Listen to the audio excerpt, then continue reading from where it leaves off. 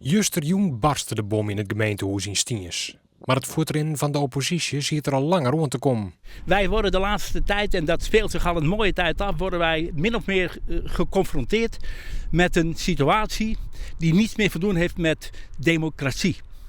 Het is een zaak van dat ze ons waarom, ook weet ik niet, maar ze willen ons de wil opleggen uit een vorm van machtswellust.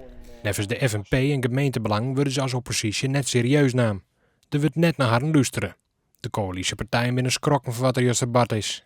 We hebben een vrij zakelijke discussie over spoorfietsen wel of net op dit paard hier, op de oude spoorbaan. En het drong helemaal in de emotie. En vooral de oppositie, die ging niet door argumenten, maar hoe zij willen spoorfietsen. En dat waren we dus net in is. En daar ben ze voortdoen.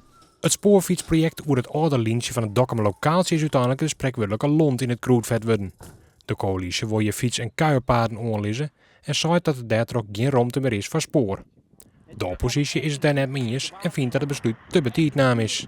Als je een ondernemer hebben die hier een recreatieve doeldeel lezen wil, maar fietspaden en kuierpaden en het kost u inwoners neer, dan mag je daar naar zien. En het is net te zeggen dat dat een goed plan is, maar je moet allemaal de mensen praten willen. En dat gebeurt net en dat vinden wij slim. Wat het voortrein van de beide partijen van gevolgen had, is net duidelijk. Nevens de PvdA kunnen ze theoretisch echt zonder de oppositie terug. Wij zijn machine 10 in de rieën. Dus de rieën kan toch functioneren. Maar het is natuurlijk net goed. We hebben een quorum om dat heel deftig te zeggen. Maar het is net goed en wij hopen dat zij zo gauw mogelijk wegkomen. Maar Safia binnen ze bij de FNP en gemeentebelangen nog net. Eerst moeten we dingen worden onderwijzen van werkjen. Gemeentebelangen roept de commissaris van de Koning op om in te grijpen.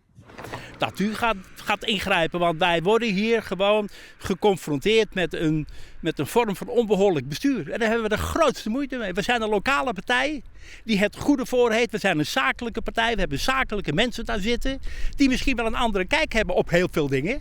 Nou, daar moet je gebruik van maken.